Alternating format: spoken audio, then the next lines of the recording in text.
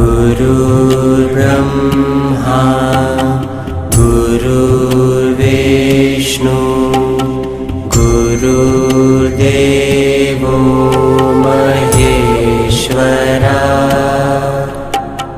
गुरु साक्षात् परं ब्रह्मा तस्मै श्री गुरवे नमः।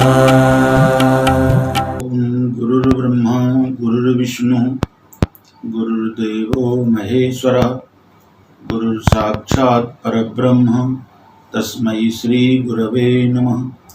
ध्यानमूलं गुरोर्मूर्तिः पूजामूलं गुरुपदं मंत्रमूलं गुरोर्वाक्यं मोक्षमूलं गुरुकृपा।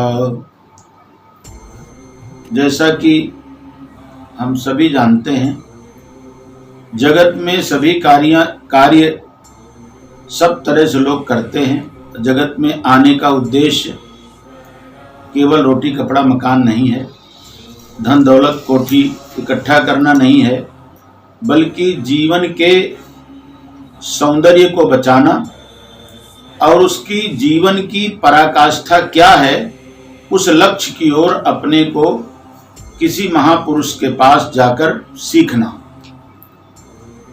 समित पाणी श्रोत्रियम ब्रह्मनिष्ठम, ऐसे जो महापुरुष हैं उनके पास जाकर के समित पाणी होकर के ब्रह्मनिष्ठ महापुरुष के पास जाकर के अपने जीवन के सिद्धांत को सीखना और जानना है।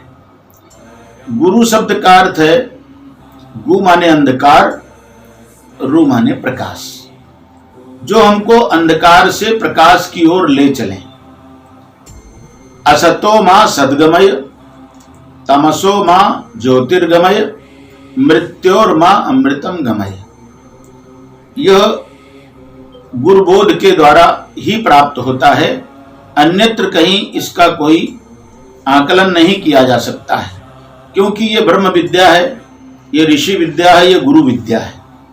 इसीलिए गुरु को हमने ब्रह्मा भी कहा, विष्णु भी कहा और शंकर भी कहा। इसके बाद साक्षात परब्रह्म भी कहा। गुरु ग्रंथ साहब में तो लिखा है ब्रह्म ज्ञानी आप परमेश्वर, ब्रह्म ज्ञानी को ढूंढे महेश्वर। तो ये जो महापुरुष हैं, जो ब्रह्मा का स्वरूप, विष्णु का स्वरूप और शंकर का स्वरूप, जिनके विषय में हम ऐसा जान करके श्रद्धा करते हैं, और श्रद्धा के द्वारा श्रद्धावान लभते ज्ञानम, ऐसा भगवान कृष्ण ने कहा है।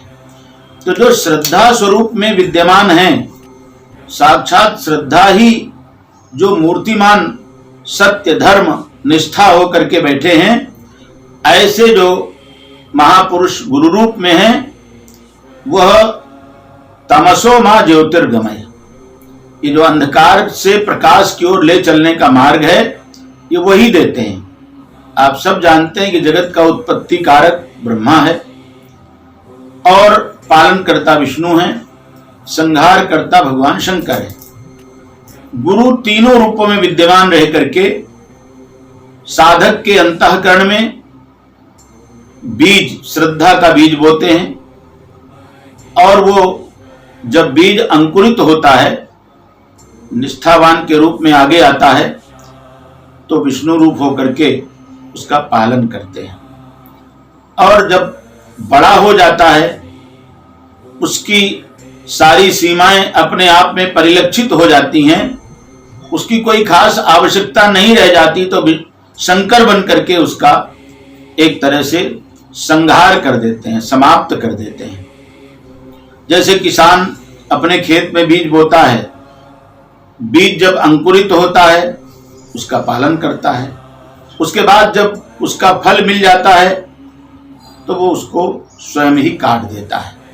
इसी तरह से ब्रह्मा रूप होकर के, विष्णु रूप होकर के, शिव रूप होकर के साधक के जीवन के अंदर मिले हुए सुंदर संस्कारों को स्थापित करना, उनको पूरी तरह से सृजित करना, उनकी सुरक्षा करना, और उसके बाद में अनुपयोगी होने पर उसको और तरह से परिवर्तित कर देना, यही गुरु भाव है, यही ब्रह्मा का भाव है, यही विष्णु का भाव है, यही शिव का भाव है। और उसके बाद गुरु साक्षात परब्रह्म इसलिए कहा गया क्योंकि ब्रह्मा विष्णु महेश भी किसी की आज्ञा से काम करते हैं, उनका भी एक समय निश्चित है। लेकिन जो ब्रह्म भाव है, जो गुरु भाव है, वही एक महत भाव है, उसी के अंतर्गत ये सब काम करते हैं। इसलिए साक्षात परब्रह्म गुरु को कहा गया है। वो हमारी निष्ठा को, हमारे चेष्टा को, हमारे जीवन को, हमारे मन के दर्पण को साफ करें और हमारे जीवन को आनंदित करें, भय मुक्त करें। यही गुरु पूर्णिमा का लक्ष्य होता है।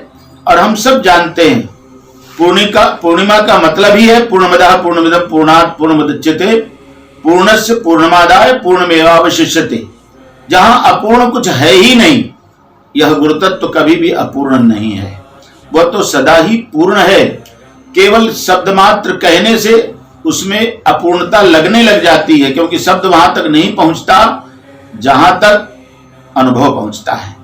तो ऐसे जो गुरु हैं वो साधक का मार्गदर्शन करते हैं। और हमारे यहाँ शास्त्र में लिखा गुरु का अर्थ गुर्राना भी होता है। अवागुरत शब्द का प्रयोग किया गया है इसीलिए कि कहीं अनुशासन की आवश्यकता होती है तो गुरु कृपा करके उस पर इस तरह की भावना से भी उसको सचेत करते हैं। इसलिए गुरु का अर्थ गुर्राना भी होता है। गुरु का अर्थ वजनदार होता है। गुरु माने गुरुता, वजनदार। उनके जीवन में जो वजन है, उनके जीवन में जो निष्ठा है, उनके जीवन में जो सिद्धांत है, उनके जीवन में जो सत्य है, वह शिष्य के अंतःकरण में जागे और उस जागी हुई शक्ति के द्वारा वो समाज का एक सेवक बन करके, समाज को दिशा दे करके अपने मानव जीवन के ऋण को से उद्धार हो सकता है। क्योंकि हम यहाँ के ऋणी हैं, हम यहाँ आए हैं, यहाँ हमको जो मिल रहा है, यहाँ के द्वारा हमको जो सब कुछ दिखाई दे रहा है, जीवन जीने का सब कुछ साधन मिल रहा है, उसके हम ऋणी हैं। क्योंकि वो ऋण भी तो किसी का है जिसका हम उपयोग कर रहे हैं। तो ऐसी भावना के साथ, सदगुरु के साथ जुड़ करके हमको उनके द्वारा दिए गए अनुभव, उनके द्वारा किया गया उपकार, उसको कभी न भूलते हुए अपने आप को हमेशा जागृत पहलू में रखते हुए उनका वंदन करना है और उनकी दी हुई दिशा का पूरी तरह से अवलोकन करते हुए निष्ठावान बनना है, जिससे सदा सदा जो आपको मिला है वो औरों को भी मिलता रहे। यही चेष्टा गुरु पूर्णिमा की होती है। क्योंकि पूर्णिमा का तो मतलब ये होता है कि उसके आगे अब कुछ नहीं है, वो सदा पूर्ण है। इसलिए जो पूर्ण है वही तत्व गुरु तत्व है, उसी तत्व का हम वंदन करते हैं। धन्यवाद।